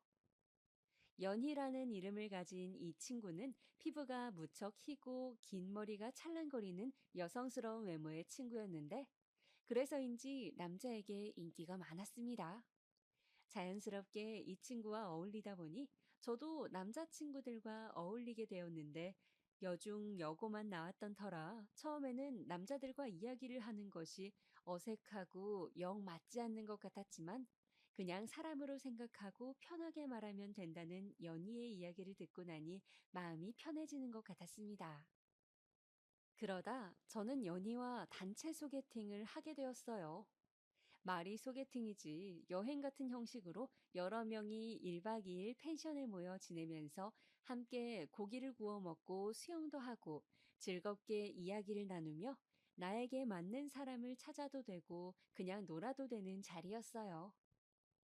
그동안은 소개팅이다 하면 나가서 파스타나 피자를 먹으며 잘 차려입고 상대방을 만나는 그런 만남들을 주로 가져왔었기 때문에 연희와 저는 그런 자리가 굉장히 신선하고 재미있게 다가왔습니다. 그런데 펜션에 온 남자들 중에 처음부터 유독 제 눈에 들어온 사람이 있었어요. 그 사람은 평균 정도의 키에 깔끔한 카키색 니트에 베이지색 면바지를 입고 하얀 운동화를 신고 있었는데, 제가 사고 싶었던 브랜드 한정판 운동화였습니다. 디자인이 조금 난해하다는 평을 받는 그 신발을 실물로 보는 건 저도 처음이었어요. 저는 저 운동화가 진짜인지, 저 사람이 어떻게 저걸 샀는지, 그리고 어떻게 저 디자인이 저렇게 잘 어울리는지 등의 여러 생각이 그를 본 순간 동시다발적으로 떠오르면서 그에게 말을 걸어보고 싶었습니다. 그러나 워낙 내성적이고 숫기 없는 성격인지라 어떻게 말을 걸어야 할지 고민이 되더군요. 그래서 저는 연희에게 도움을 청했습니다. 연희는 저에게 걱정 말라고 큰 소리를 땅땅 치더니 곧 저녁이 되어 바베큐 시간이 되자 자연스럽게 고기 굽는 쪽으로 저를 데리고 가더군요. 그 남자는 땀을 뻘뻘 흘리면서 고기를 굽고 있었어요. 저와 연희는 그 근처에 있으면서 이야기를 하기도 하고 고기를 주워 먹기도 하고 그에게 그릇에 먹을 것을 덜어주기도 하면서 대화를 시도해 보았습니다. 마침 그 남자의 친한 친구인 야구 모자를 쓴 분을 연희는 마음에 들어 했기에 서로 한 명씩 공략을 하며 그렇게 저녁 시간을 보냈습니다. 그들도 우리의 그런 관심이 싫지는 않은지 이야기를 잘 받아주고 또 저녁 먹고 넷이서 산책을 가보자는 이야기도 하더군요. 저는 그렇게 그 운동화남과 산책을 하며 처음 이야기를 제대로 나눠볼 수 있었어요. 설레는 마음으로 가디건을 걸쳐 입고 나선 산책길. 길은 어두웠지만 간간히 가로등이 있고 나무들과 펜션의 풍경이 아름다웠습니다. 좀 쌀쌀하긴 하지만 경치가 정말 아름답네요. 산 좋아하세요? 저는 용기를 내어 물었어요. 네, 저는 어릴 때부터 아버지를 따라 등산을 많이 해서 산을 좋아합니다. 재작년부터 2년 정도 등산 동호회 활동도 했어요. 아, 진짜요? 저는 동네 뒷산 한 번씩 올라가는 게 전부인데. 그러면 다음에 등산 모자 살 때 혹시 브랜드 추천해 주실 수 있을까요?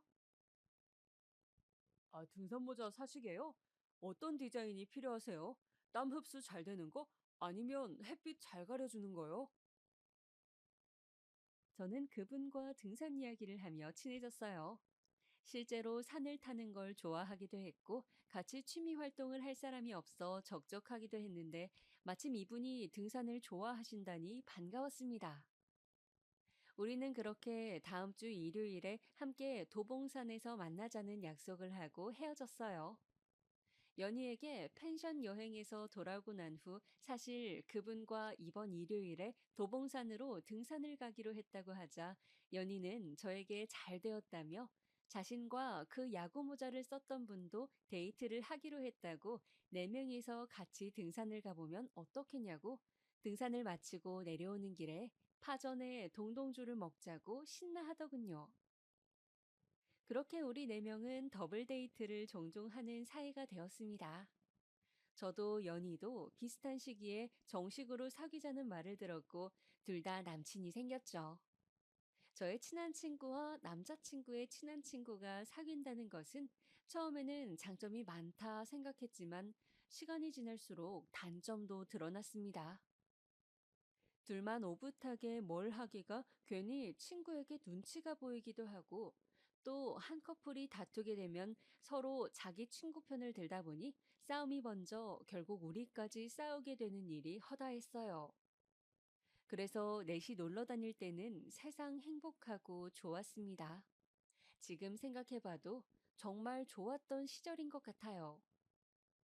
넷이서 카메라를 들고 경주로 벚꽃 여행을 떠났던 기억, 그리고 계곡에 놀러 가서 옷을 적시며 넷이서 물장구를 치고 놀다가 근처 식당에서 삼겹살을 구워 먹었던 기억, 그런 추억들이 우리 넷의 가슴에 쌓여갔습니다.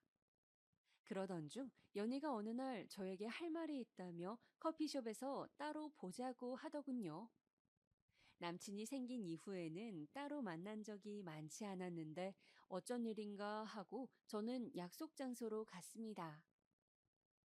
연희는 그 좋아하는 아이스 바닐라 라떼를 앞에 놓고도 한 모금도 마시지 않고 계속 우물쭈물 대는 것이었어요. 왜, 무슨 할 말 있어? 오늘 바닐라 라떼 안 먹고 싶어? 너 맨날 그거 시켜서 내가 미리 시켜놓은 건데 오늘 이상하네. 왜 그래? 그게 아니라 나 당분간 커피는 못 마실 것 같아. 어? 왜? 위험이래 또? 아니, 나 임신 5주래. 뭐라고? 그랬습니다. 연희는 남친의 아기를 가진 거였어요. 연희는 남친과도 상의했다며 곧 결혼 준비를 하고 한 몇 개월 내에 최대한 빨리 결혼을 할 생각이라고 하더군요. 저는 너무 급전개에 어안이 벙벙했지만 진심으로 연희를 축하했습니다. 그렇게 연희는 결혼 준비를 하고 배가 살짝 부른 상태로 결혼을 했어요. 저는 친구의 행복을 진심으로 빌었습니다. 이상하게도 결혼식 당일에 배를 살짝 가리는 스타일의 드레스를 입고 환하게 웃는 연희를 보는데 제가 눈물이 났습니다. 대학 가서 처음 사귄 제 친구이기에 누구보다 행복하기를 빌고 또 빌었던 것 같아요. 그렇게 연희는 다니던 대학도 졸업을 하지 못하고 아기 엄마가 되었습니다. 저에게 연희는 일단 아이가 좀 크고 나면 1년 남은 대학 과정을 마치고 취직할 거라며 걱정 말라고 했어요. 자신은 무슨 일이 있어도 학업을 포기할 생각이 없다고요. 그렇게 저는 연희와 함께 하던 대학 생활을 이제는 다른 친구들과 함께 하면서 아기를 보러 한 번씩 연희네 집에 들르기도 하고 남친과 연희 남편과 다 같이 술자리를 가끔 가지기도 하면서 남은 대학 생활을 이어갔습니다. 연희가 아기를 낳고 키우는 과정은 정말 힘들어 보였어요. 아기는 30분에 한 번씩 분유나 모유를 먹어야 했고 연희는 잠을 못 자고 힘들어했죠. 저는 일주일에 하루 정도 연희네 집에 가서 낮잠이라도 자라고 하면서 아기를 돌봐주었습니다.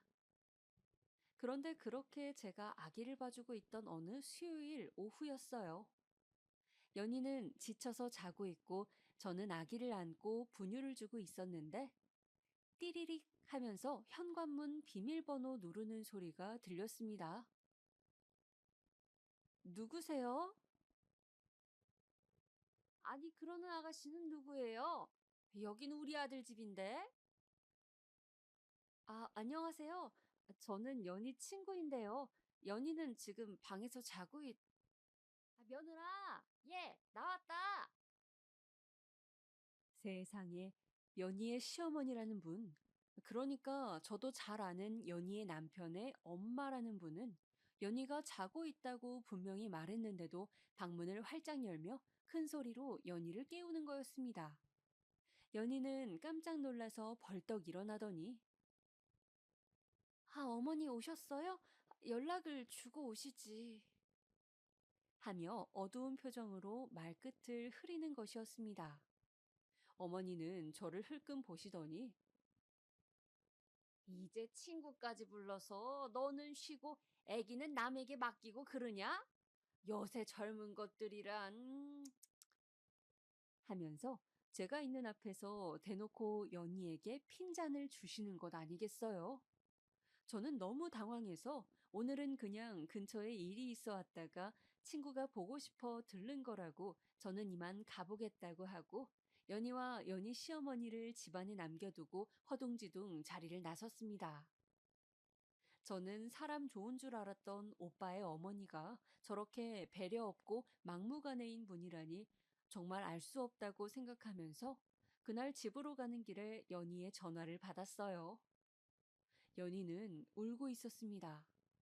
제가 아기를 보고 있었다고 시어머니가 화를 내셔서 남편과 시어머니하고 언쟁이 있었다고 하면서 연희는 자기는 이제 낮잠 몇 시간도 편히 못 잘 팔자인 것 같다고 남편이 언제든 편하게 오시라고 비번을 알려주는 바람에 시어머니가 시도 때도 없이 와서 죽치고 있다고 미치겠다고 하는 거였어요.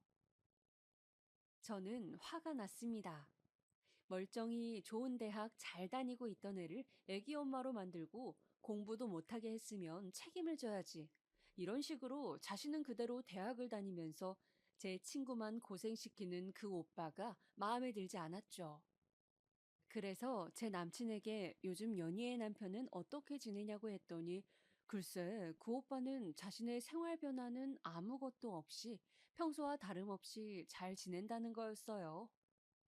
집이 지방이라 연희는 친정의 도움도 받지 못하고 친구들이 대학 생활을 즐기는 나이에 기저귀나 갈고 있는데 말이에요.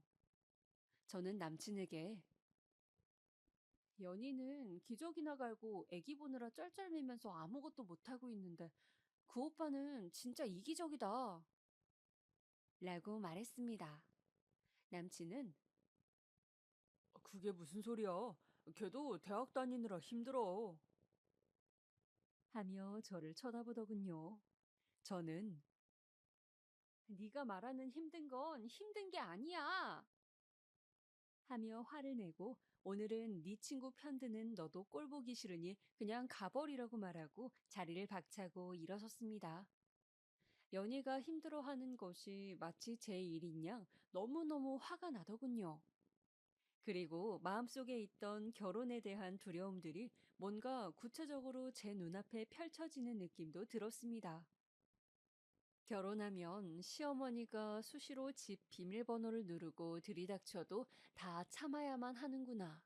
그런 부조리하게 느껴지는 일들을 견디는 것이 결혼이구나. 그런 생각에 저는 못 견디게 우울했습니다.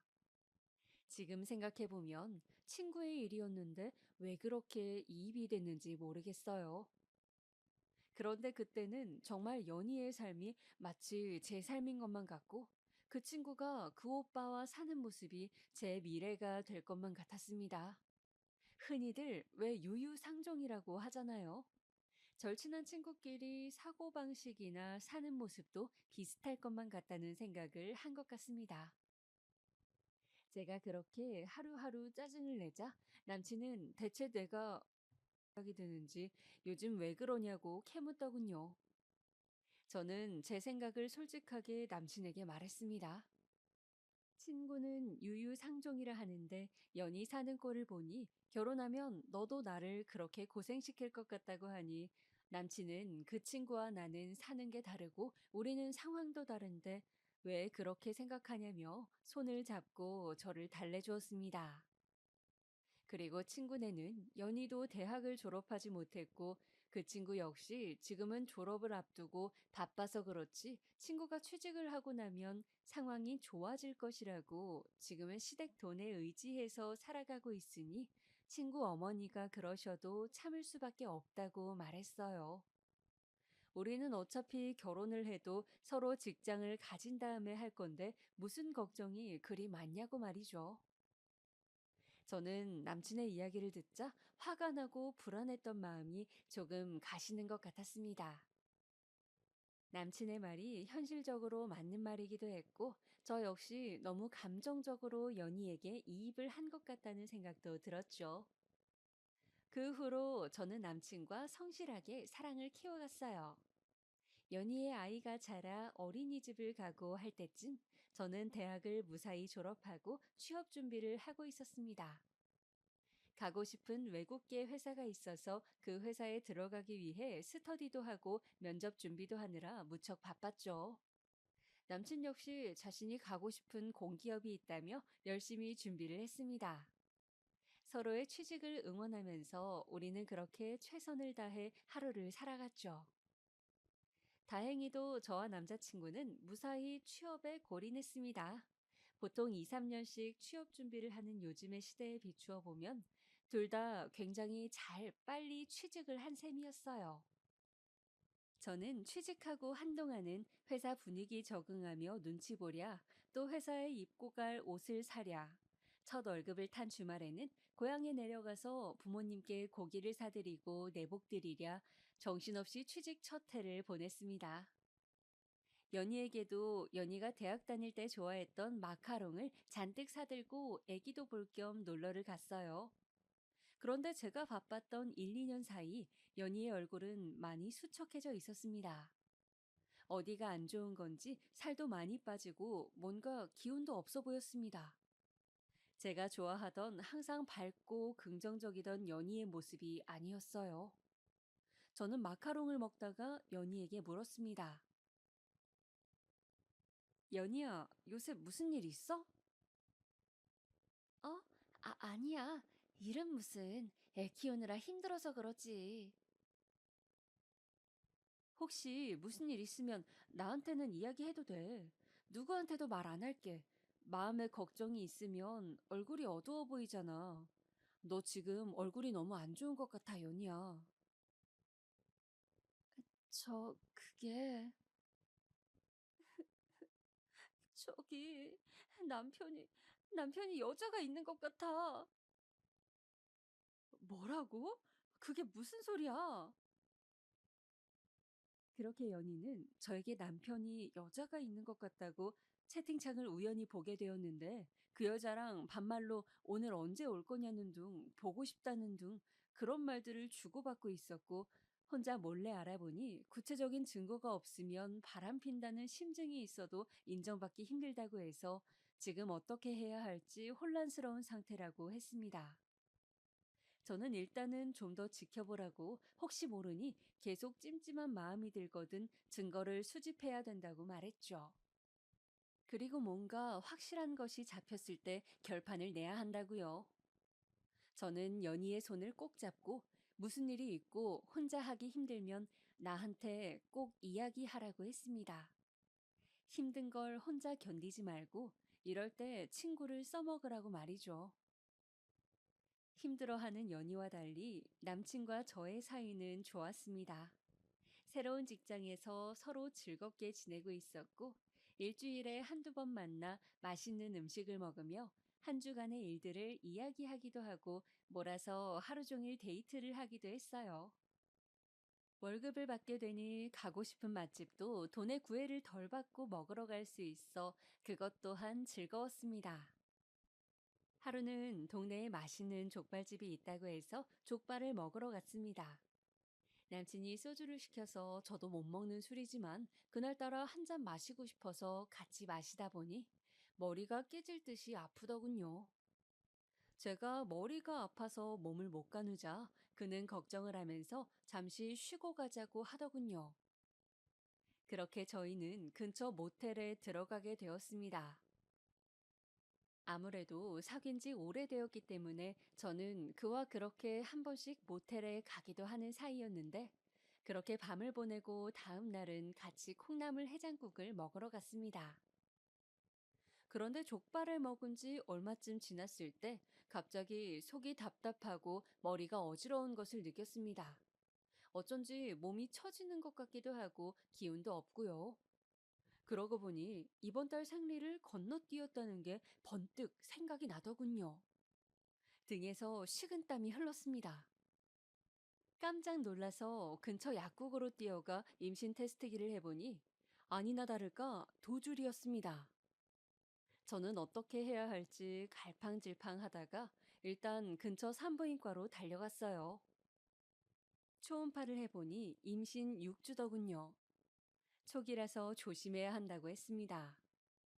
저는 그 길로 당시 남자친구에게 전화를 해서 임신 소식을 말했고 그 사람은 아기를 떠나보낼 수는 없다고 하면서 저에게 청혼을 했습니다. 그렇게 우리는 흔히들 말하는 속도 위반으로 결혼을 하게 되었습니다. 비록 임신해서 하는 결혼이었지만 저는 일생에 한 번뿐인 결혼인데 제가 생각하는 느낌의 결혼식을 하고 싶어 열심히 알아봤습니다. 저는 5월의 신부가 되고 싶었어요. 그리고 가든 파티 느낌이 나는 결혼을 하고 싶었죠. 그러기 위해서는 야외 식장이 필요했습니다. 생화도 아주 많이 필요했고, 정원이 있는 결혼식장을 찾아야 했고, 혹시 결혼식장이 아니라 장소를 대여한다면 야외 출장 뷔페도 알아봐야 했죠.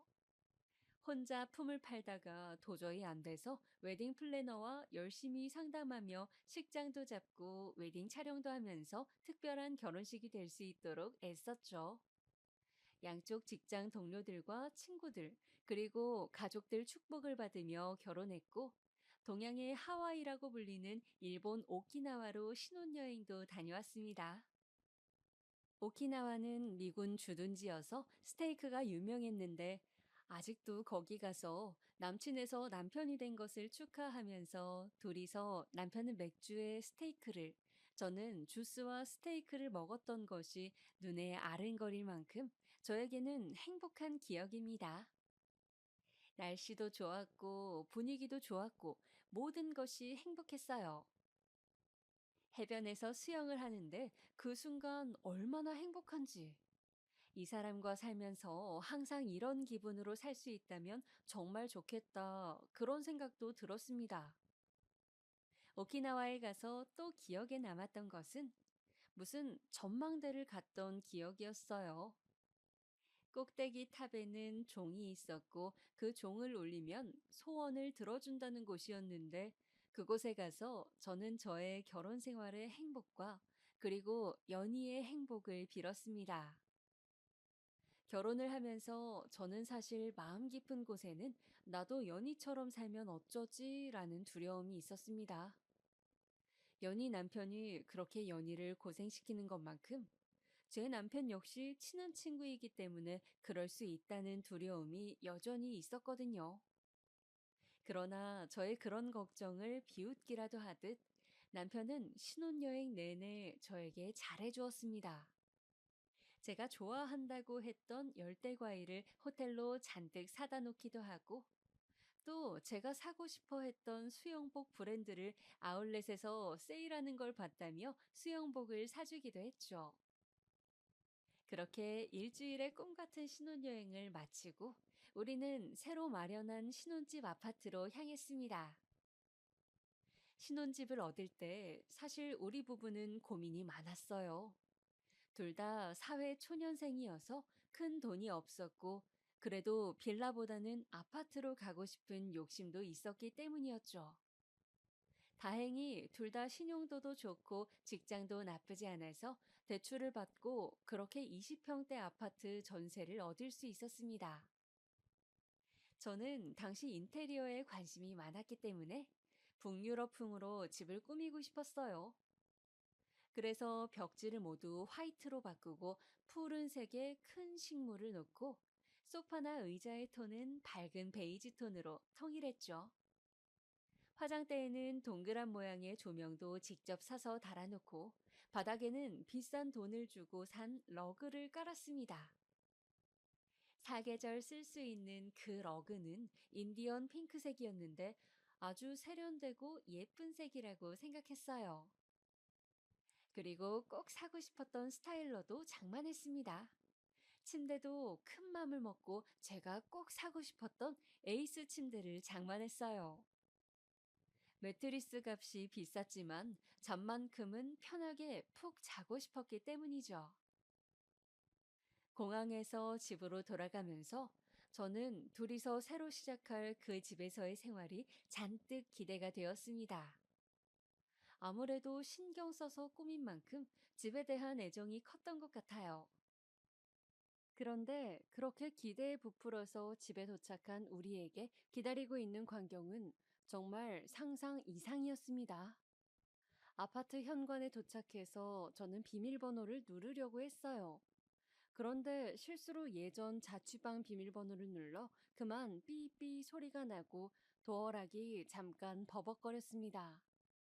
다시 제대로 비번을 누르려고 하는데 갑자기 안에서 철커덕 소리가 나더니 누군가 문을 열어주는 거였어요. 바로 시어머니였습니다. 저는 너무 당황해서 몇 걸음 뒤로 물러나 멍하니 어머니를 바라보고 있었어요. 어머니는 그런 저를 물끄러미 보시더니 뭘 보고 있냐는 듯 왔으면 들어오지 않고 뭘 하니? 하고 말씀을 하셨습니다. 저는 어안이 벙벙해서 네, 네, 대충 대답을 하고 집 안으로 들어갔어요. 그런데 집 안에는 더 가관이었습니다. 시아버지까지 집에 들어와 계셨고 두 분이 제가 힘들게 해외 직구로 산 그 러그 위에 불판을 놓고 삼겹살을 구워 소주와 함께 드시고 계시는 것이었어요. 그리고 제가 열심히 꾸며놓은 그 집 사방에 시부모님의 옷가지와 짐이 널려 있는 것이었습니다. 북유럽풍의 집은커녕 순식간에 사람이 산지 몇 년은 된 듯한 지저분한 집이 되어 있었어요. 저는 너무 화가 나서 온몸이 부들부들 떨리는 것을 느꼈습니다. 그래서 남편을 조용히 방으로 끌고 가서 물었어요. 이게 어떻게 된 거야? 부모님이 왜 이 집에 와 계셔? 신혼집에 와서 이렇게 분탕질을 해놓으셔도 되는 거야? 아니, 분탕질이라니. 너 왜 그렇게 말을 심하게 하니? 그냥 내가 비번 알려드리면서 아들 집이니까 편하게 아무 때나 와서 며칠씩 쉬고 가시라고 했어. 그게 뭐 잘못이야? 벌써 와 계실 줄은 나도 몰랐지만. 하며 남편은 뒷머리를 긁적이는 거였어요. 저는 너무 당황해서 할 말을 잃고 말았어요.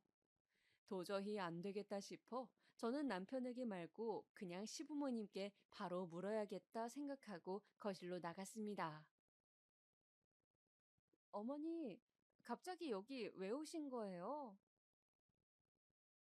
아니, 내가 내 아들 집에 오는데 왜? 뭐가 문제야? 그런 문제가 아니라 어머니, 여기는 저랑 신랑 둘이 사는 집인데 왜 마음대로 말씀도 없이 오셔서 심지어 잠까지 주무시고 자기 집처럼 삼겹살까지 구워 드시는 거냐고요. 이게 말하는 거 봐라. 아이 지금 그래서 내가 온 게 마음에 안 든다는 거니? 시골에 우리 집 수리하게 됐다. 수리가 오래 걸린다고 하니 한 두 달은 여기서 지내려고 한다. 불만 없지? 저는 머리가 아파오는 걸 느꼈습니다. 아기가 있건 없건 아무 때나 들이닥치던 연희 시어머니 때의 생각이 나면서 연인의 남편하고 자신은 다르다며 열변을 토하던 남편의 말도 생각이 나더군요. 그래요, 달랐습니다. 연인의 남편보다 제 남편이 더 심각한 모질이었습니다. 저는 너무 화가 나서 이런 식으로 하려면 나도 친정에 가 있겠다고 하면서 그냥 그 자리를 나와버렸죠. 신혼여행 다녀오면서 들고 왔던 캐리어도 그냥 다 들고서 곧바로 고속버스를 타러 갔습니다. 가는 동안 눈물이 줄줄 흘러내렸어요. 내가 왜 이런 꼴로 쫓겨나듯이 고향으로 가야 하는지 너무너무 속이 상했습니다. 또 막상 가려고 하니 친정부모님께는 뭐라고 하나, 신혼여행 다녀오자마자 크게 싸웠다고 하면 엄청 걱정하실 것 같은데, 그런 생각이 들면서 저는 표를 끊을지 말지 망설이고 있었어요. 그때 연희에게 전화가 왔습니다. 저는 연희에게 어떻게 할지 이야기라도 해봐야겠다 싶어 얼른 전화를 받았죠. 연희는 제 남편이 화가 나서 자기 남편한테 전화를 걸어 막 소리를 지르며 하소연을 했다고 하며 자신이 조용한 곳을 알고 있으니 거기서 며칠 지내라고 주소를 알려주었습니다. 그리고 자신도 곧 1시간 안에 거기로 갈 테니 기다리라고 하더군요. 안 그래도 할 이야기가 있었다고 하면서요. 연희가 알려준 곳은 도심 외곽지에 있는 조용한 신축 빌라 건물이었습니다. 저는 이런 곳을 연희가 어떻게 알았으며 내가 여기 있어도 되는 곳인지 걱정도 되고 궁금하기도 했어요. 형편이 빠듯한 것으로 알고 있었는데 친척 집이라도 되는 건가 생각을 하면서 연희를 기다렸습니다. 그렇게 1시간쯤 지났을까? 띠리릭 문이 열리면서 연희가 들어오더군요. 평일 낮이라 아기는 어린이집에 있다고 하면서 연희는 우리 둘이 오붓하게 보는 거 오랜만이지? 하며 미소를 지었습니다. 어둡고 수척했던 지난번보다는 나아 보이는 얼굴이었습니다. 눈빛에 생기가 돌고 있었거든요. 저는 연희에게 눈물 범벅이 된 얼굴로 인사를 했습니다. 연희는 그런 제 모습이 짠해 보였던지 제 등을 토닥여주면서 오늘 아주 할 이야기가 많다고 했어요.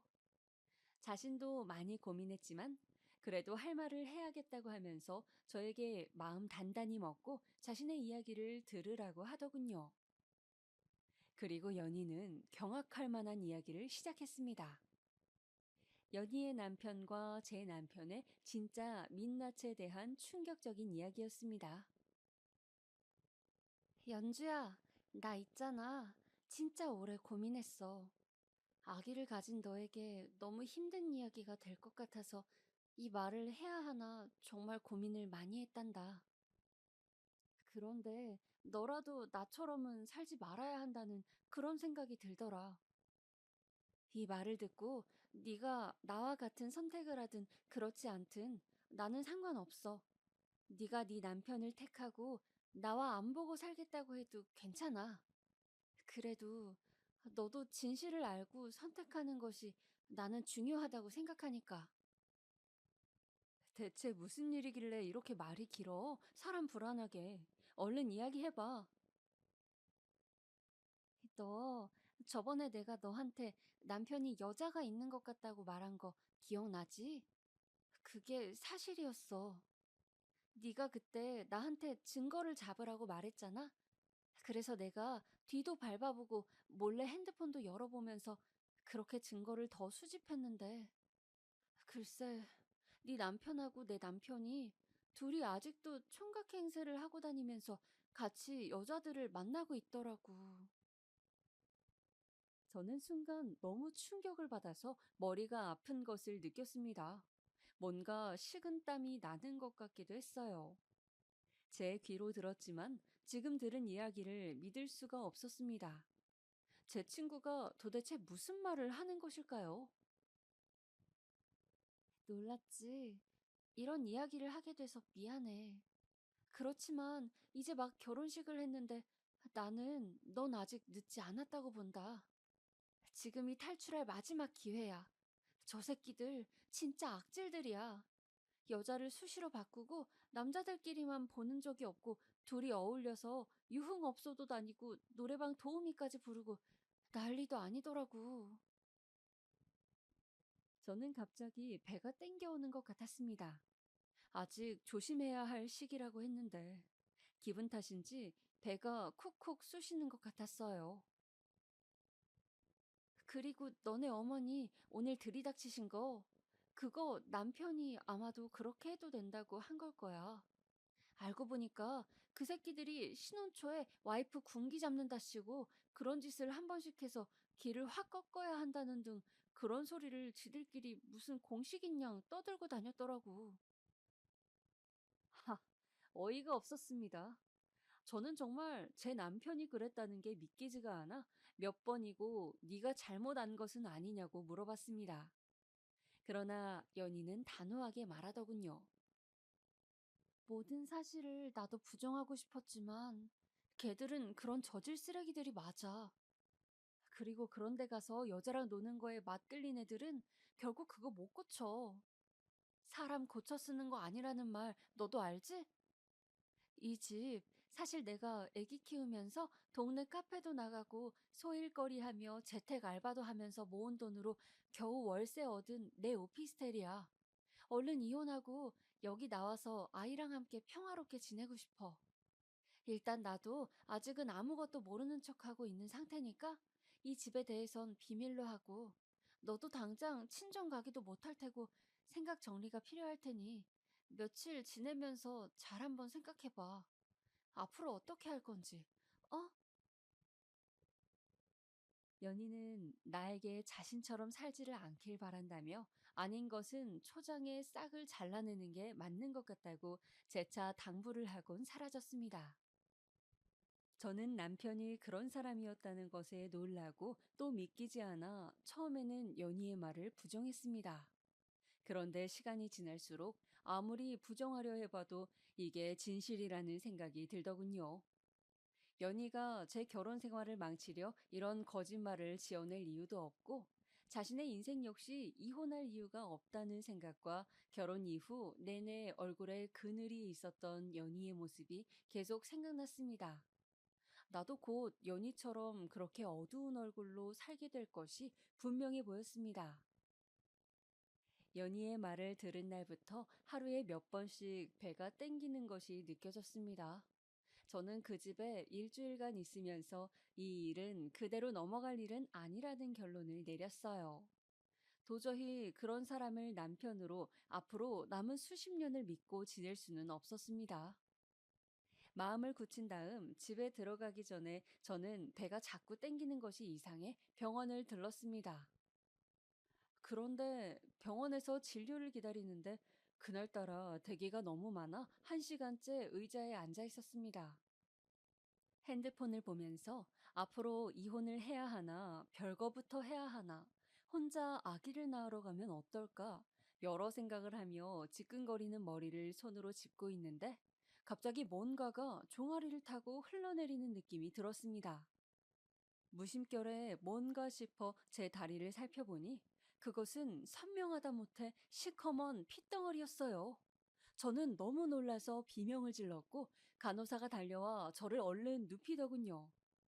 계속 배가 땡겼다고 하니 의사가 아기가 괜찮을지 모르겠다고 임신 초기에 하혈을 하는 것이 대부분 좋지 않은 징조라고 한숨을 쉬더군요. 아니나 다를까 초음파 결과를 보니 유산이었습니다. 남은 세포들을 긁어내는 시술을 해야 한다고 해서 저는 눈물을 흘리며 유산 후 처치를 받았죠. 준비 없이 생긴 아기였지만 그래도 아기를 만날 날을 기다리며 설레하던 날들이 있었는데 저는 온몸의 기운이 다 빠지는 것 같고 저에게 찾아온 이 시련과 고통의 시간이 언제쯤 끝날까 그런 생각을 하면서 집으로 가지 못하고 연희의 빌라로 다시 가서 며칠을 지냈습니다. 정말이지 눈물이 쉬지 않고 수도꼭지처럼 흘러내렸어요. 이렇게 울다가는 탈진해서 이대로 죽어버릴 것만 같고 제 몸이 한없이 나락으로 떨어져 내리는 것 같았습니다. 울면서 연희에게 말했더니 연희가 죽과 미역국을 끓여서 달려왔어요. 저는 연희를 붙잡고도 한참을 울었습니다. 연희는 저에게 힘내라고 어서 기운 차리고 그 나쁜 놈들을 우리 인생에서 그만 내보내자고 지난 상처는 잊고 우리 처음 만났을 때처럼 행복하고 즐겁게 그렇게 살자고 연희와 저는 서로 얼싸안고 눈물을 흘렸습니다. 며칠이 지나자 겨우 조금 정신이 돌아오는 듯 했어요. 이렇게 저렇게 고민한 끝에 이런 상황을 친정에도 차마 말할 수가 없어 모든 상황이 정리되고 나서 말하기로 결심하고 저는 비장한 각오를 하고 신혼집으로 향했습니다. 현관문 앞에서 다시 한번 마음을 다지고 비번을 치고 집에 들어가자 집골은 더 가관이 됐더군요. 저는 이제 어차피 정이 떨어져 제가 살 집도 아니었기에 이제 눈에 거슬리지도 않았습니다. 저는 시부모님께 인사를 한운둥 만운둥 하고 들어가서 남편부터 찾았습니다. 자기야 왔어? 친정 다녀온 거지? 이제 화는 좀 풀린 건가? 남편은 아직도 사태 파악이 안 된 건지 시어머니와 과일을 먹고 있더군요. 저는 과일을 아삭아삭 맛있게 먹는 남편을 보며 말했습니다. 며칠 푹 쉬었더니 생각 정리가 되더라고. 자기야, 우리 그냥 엄마 아빠랑 이렇게 같이 살자. 시골집 그냥 수리 천천히 하고 며칠 있어 보니까 엄마가 밥도 잘 차려주고 너무 좋은데? 이제 화 풀린 거지? 야, 이 벌레 같은 새끼야. 난 너 같은 벌레하고는 이제 같이 못 사니까 당장 파혼해. 저는 힘껏 소리를 질렀습니다. 뭐라고? 지금 너 뭐라고 했어? 미친 거 아니야? 남편은 갑자기 얼굴이 울그락불그락 하더니 저에게 같이 소리를 지르기 시작하더군요. 저는 한마디도 지지 않고 말했습니다. 네가 지금 무슨 기선제압을 하는지는 내가 모르겠는데 나 이제 무서운 거 없거든. 네가 여자 만나고 다니고 했던 증거 내가 다 들고 있어. 아무것도 모르는 줄 알았지? 어디서 그렇게 딴짓하면서 나랑 결혼을 해? 뱃속에 아기도 이제 없으니까. 난 더 이상 너하고 한시도 같이 못 있겠다. 혼인신고 안 했으니 그만 파혼하고 전세금 딱 반으로 잘라서 입금하고 이 집은 너희 부모님하고 즐겁게 살든지 말든지 알아서 해. 전세금 절반 내 계좌로 한 달 안에 안 보내면 내가 가지고 있는 증거들로 이혼 소송 진행할 거니까 그렇게 알아. 말을 마친 저는 당장 필요한 제 짐들을 다 싸서 그냥 집을 나와버렸습니다. 남편은 멍하니 그 자리에 서 있었고 시모와 시부 역시 영문을 몰라 우두커니 서 계시더군요. 저는 이제 저 벌레 같은 인간하고 엮이지 않아도 된다는 것에 홀가분했습니다. 그렇게 저는 겨우 지옥문 앞에서 제 삶을 지켜내고 다시 저를 찾을 수 있었죠. 비록 그 과정에서 제 아기가 하늘나라로 떠나게 되었지만 말이죠. 전 남편은 한동안 문자를 보내고 전화로 저를 회유하려고 숱하게 시도를 했습니다. 정말이지 징그럽게 달라붙더군요. 그래서 제가 알고 있는 여자들과 놀았던 증거들을 한두 개 폰으로 보내주면서 내가 소송을 제기하면 어떻게 되는지, 회사에 이 사진들을 뿌리면 네가 어떤 망신을 겪게 될지 잘 생각해 보라고 했습니다.